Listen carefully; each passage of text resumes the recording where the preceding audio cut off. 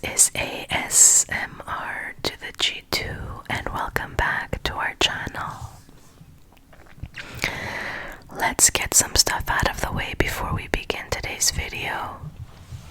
If you haven't already subscribed to our channel, I would love it if you did so we can grow our little family here on YouTube. Second, if you like my videos and you'd like more, I do have a second channel where I upload ASMR videos in Greek. I will post the link down below for you. I'm also filming during the day, so as always, if you hear any background noise, I apologize in advance. So for today's video, we will be reading a new book called The Man in the Brown Suit. And I'm just going to get comfortable because I can't feel my legs. I've been recording here for the last 4 hours.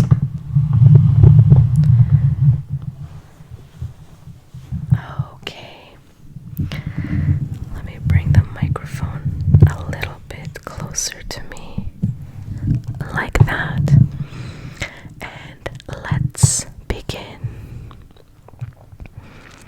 Prologue. Nadina, the Russian dancer who had taken Paris by storm, swayed to the sound of the applause, bowed and bowed again. Her narrow black eyes narrowed themselves still more. The long line of her scarlet mouth curved faintly upwards. Enthusiastic Frenchmen continued to beat the ground appreciatively as the curtain fell with a swish, hiding the reds and blues and magentas of the bizarre décor. In a swirl of blue and orange draperies, the dancer left the stage.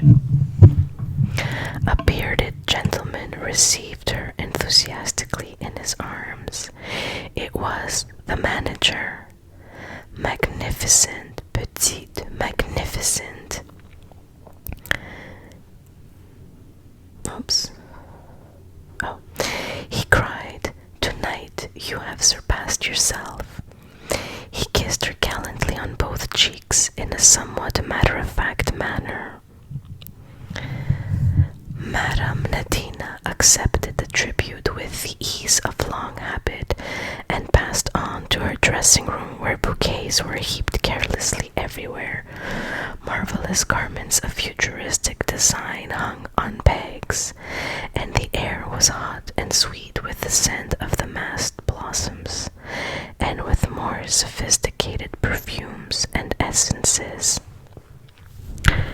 Jean, the dresser, ministered to her mistress, talking incessantly and pouring out a stream of fulsome compliment. A knock at the door interrupted the flow. Jean went to answer it and returned with a card in her hand. "Madame will receive. Let me see." The dancer stretched out a languid hand, but at the sight of the name on the card, Count Sergius Pavlovich, a sudden flicker of interest came into her eyes. "I will see him." "The Maze Benoit, Jean," and quickly. "And when the Count comes, you may go." "Bien, madame." Jean brought the peignoir, an exquisite wisp of corn-colored chiffon and ermine. Nadina slipped into it and sat smiling to herself, whilst one long white hand beat a slow tattoo on the glass of the dressing table. The Count was prompt to avail himself of the privilege accorded to him. A man of medium height, very slim, very elegant, very pale, extraordinarily weary.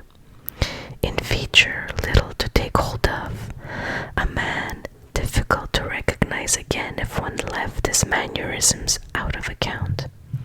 He bowed over the dancer's hand with exaggerated courtesy Madame, this is a pleasure indeed." So much Jean heard before she went out, closing the door behind her. Alone with her visitor, a subtle change came over Nadina's smile. "Compatriots though we are, we will not speak Russian, I think," she observed. Since we neither of us know a word of the language, it might be as well," agreed her guest. By common consent, they dropped into English, and nobody, now that the Count's mannerisms had dropped from him, could doubt that it was his native language. He had indeed started life as a quick-change musical artiste in London. "You had a great success tonight," he remarked. "I congratulate you." "All the same," said the woman, "I am disturbed. My position is not what it was. The suspicions aroused during the war have never died down. I am continually watched and spied upon. But no charge of espionage was ever brought against you. Our chief lays his plans too carefully for that." "Long life to the Colonel," said the Count, smiling. "Amazing news, is it not, that he means to retire? To retire, just like a doctor or a butcher or a plumber." "Or any businessman," finished Nadina. "It should not surprise us." One second, I have to get comfortable again because my back is hurting me.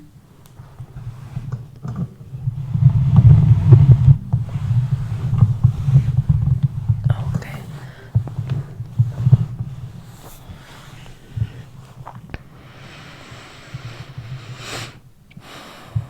It should not surprise us. That is what the Colonel has always been, an excellent man of business. He has organized crime as another man might organize a boot factory.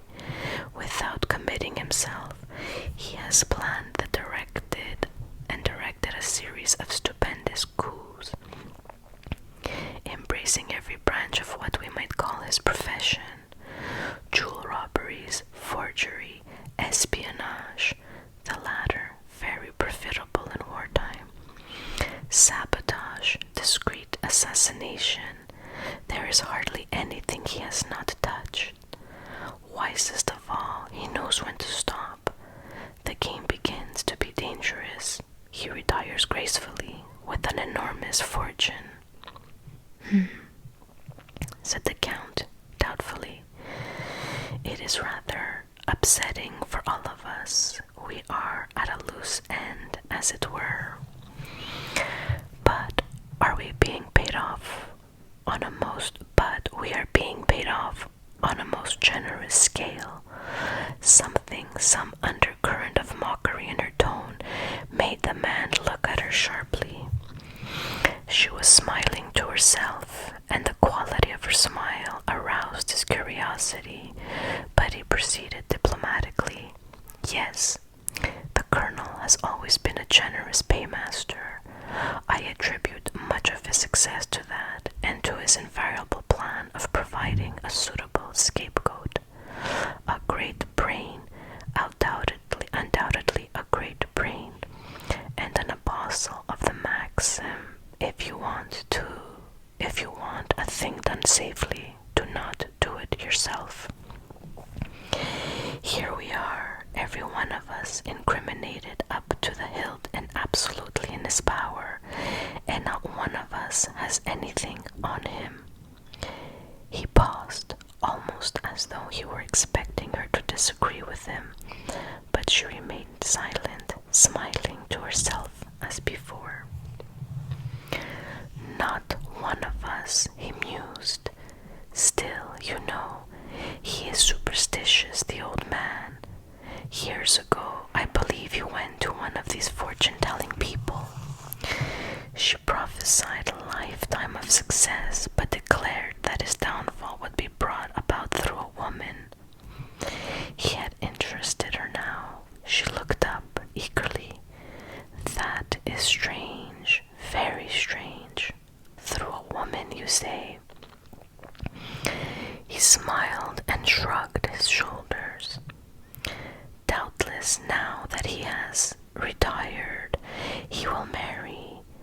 young society beauty who will disperse his millions faster than he acquired them. Nadina shook her head. No, no, that is not the way of it. Listen, my friend. Tomorrow I go to London, but your contract here. I shall be away only one night, and I go incognito like royalty. No one will ever know that I have left France. And why do you think that I go? Hardly for pleasure at this time of the year. January, a detestable foggy month. It must be for profit, eh? Exactly. She rose and stood in front of him, every graceful line of her arrogant with pride. You said just now that none of us had anything on the chief. You were wrong. I have. I, a woman, have had the wit and yes, the courage, for it needs courage, to double-cross him. You remember the De Beer diamonds? Yes, I remember. At Kimberley, just before the war broke out, I had nothing to do with it, and I never heard the details. The case was hushed up for some reason, was it not? A fine haul, too. £100,000 worth of stones. 2 of us worked it, under the colonel's orders, of course. And it was then that I saw my chance. You see, the plan was to substitute some of the De Beer diamonds for some sample diamonds brought from South America by 2 young prospectors who happened to be in the Kimberley at the time. Suspicion was then bound to fall on them. Very clever, interpolated the Count approvingly. The Colonel is always clever. Well, I did my part, but I also did one thing which the Colonel has not foreseen. I kept back some of the South American stones. 1 or 2 are unique and could easily be proved never to have passed through De Beer's hands. With these diamonds in my possession, I have the whip hand of my esteemed chief. Once the 2 young men are cleared, his part in the matter is bound to be suspected. I have said nothing all these years. I have been content to know that I had this weapon in reserve. But now matters are different. I want my price, and it will be a big, I might almost say a staggering price. Extraordinary, said the Count, and doubtless you carry these diamonds about with you everywhere. His eyes roamed gently round the disordered room. Nadina laughed softly. You need suppose nothing of the sort. I am not a fool. The diamonds are in a safe place where no one will dream of looking for them. I never thought you of a fool, my dear, but may I venture to suggest that you are somewhat foolhardy? The Colonel is not the type of man to take kindly to being blackmailed, you know. I'm not afraid of him, she laughed. There is only one man I have ever feared, and he is dead. The man looked at her curiously. Let's hope that he will not come to life again, he remarked lightly. What do you mean? Cried the dancer sharply. The Count looked slightly surprised. I only meant that a resurrection would be awkward for you, he explained. A foolish joke. She gave a sigh of relief. Oh no, he is dead all right, killed in the war. He was a man who once loved me. In South Africa? Asked the Count negligently. Yes, since you asked it, in South Africa. That is your native country, is it not? She nodded. Her visitor rose and reached for his hat. Well, he remarked, you know your own business best, but if I were you, I should fear the Colonel far more than any disillusioned lover. He is a man whom it is particularly easy to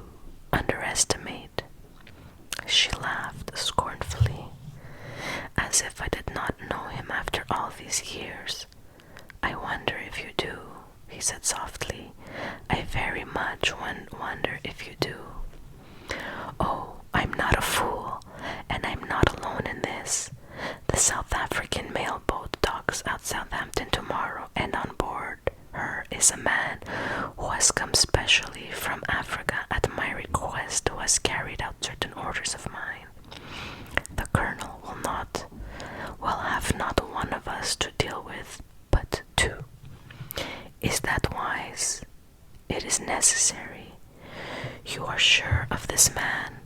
A rather peculiar smile played over the dancer's face.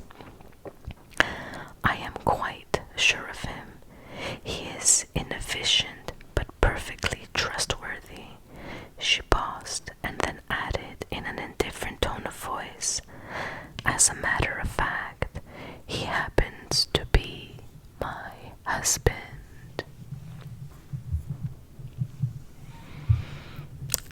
Chapter 1.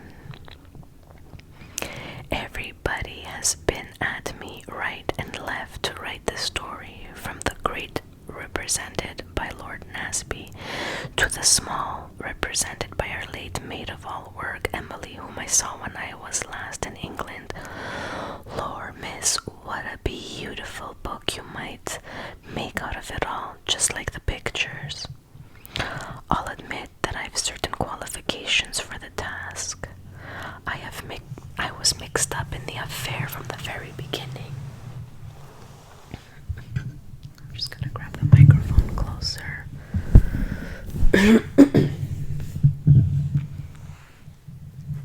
Oh, there's a glare and I can't see well. I'm gonna have to lift this somehow.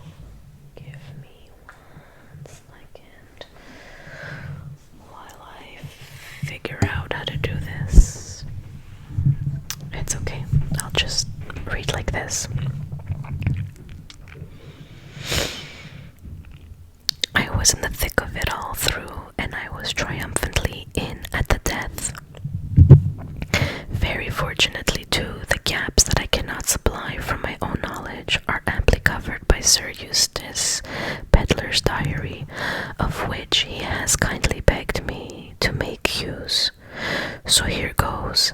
Anne Bedingfield starts to narrate her adventures. I've always longed for adventures. You see, my life had such a dreadful sameness. My father, Professor Bedingfield, was one of England's greatest living authorities on primitive man. He really was a genius. Everyone admits that. His mind dwelled in Paleolithic times, and the inconvenience of life for him was that his body inhabited the modern world.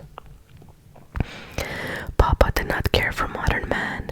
Even Neolithic man he despised as a mere herder of cattle, and he did not rise to enthusiasm until he reached the Mousterian period. Unfortunately, one cannot entirely dispense with modern men. One is forced to have some kind of truck.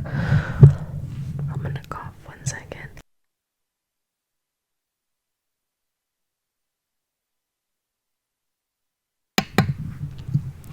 With butchers and bakers and milkmen and greengrocers.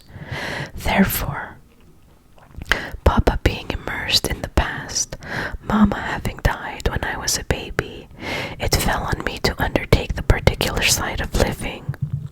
Frankly, I hate Paleolithic man, be he Aurignacian, Mousterian, Chilean, or anything else, and though I typed and revised most of Papa's Neanderthal man and his ancestors, Neanderthal men themselves fill me with loathing, and I always reflect what a fortunate circumstance it was that they became extinct in remote ages.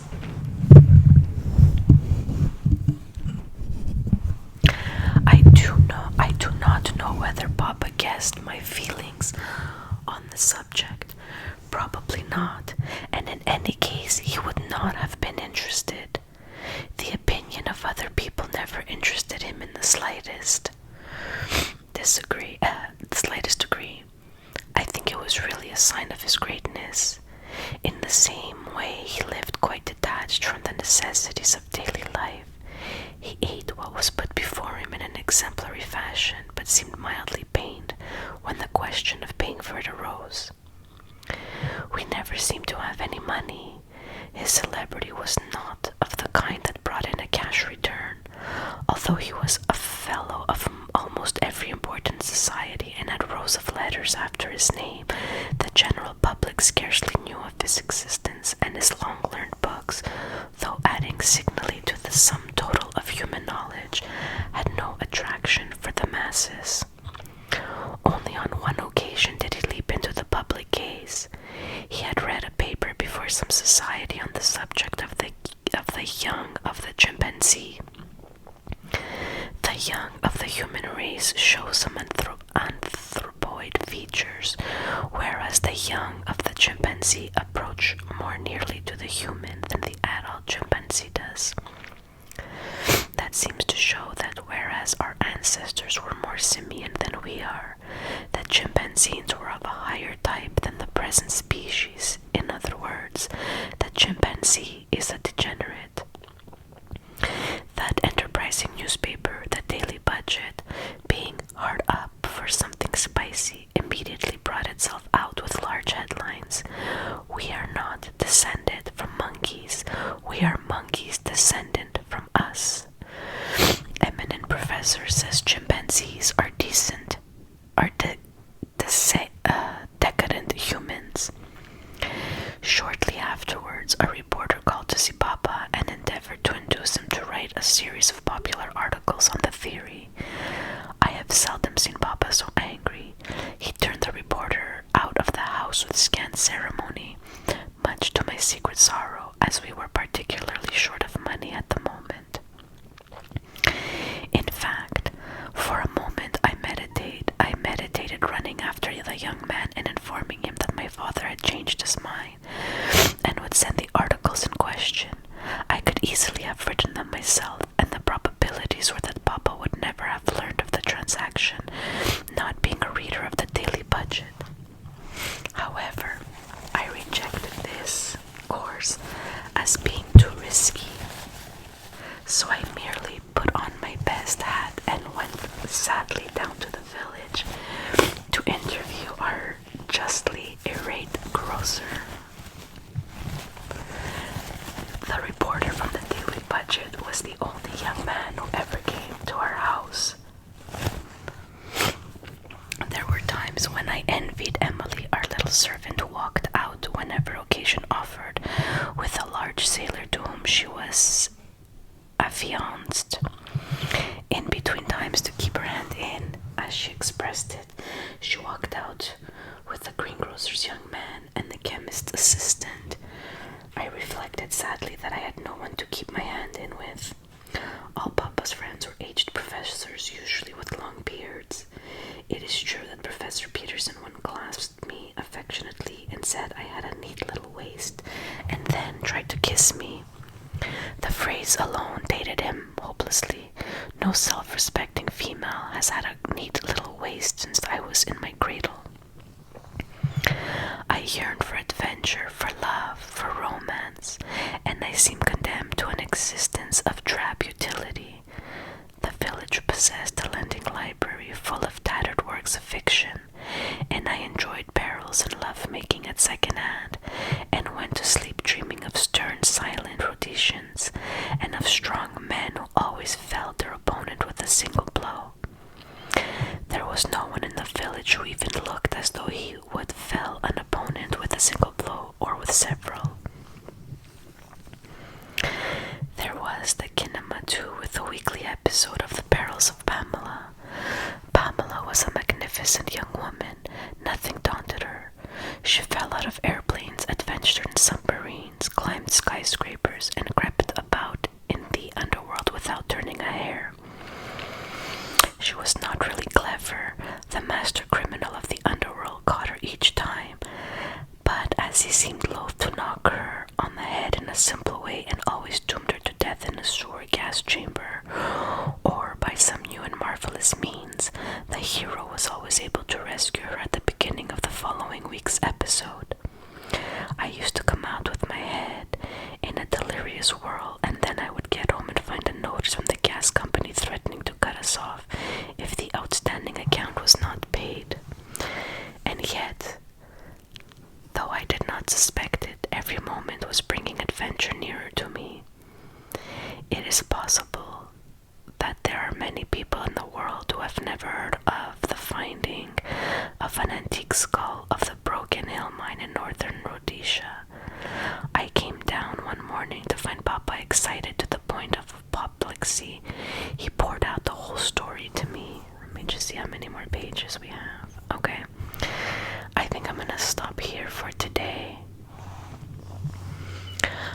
hope you guys are enjoying this new story. Again, I think it was called The Man in the Brown Suit or something like that. I'm gonna have to go check. Thank you all for joining me again today, and I will see you all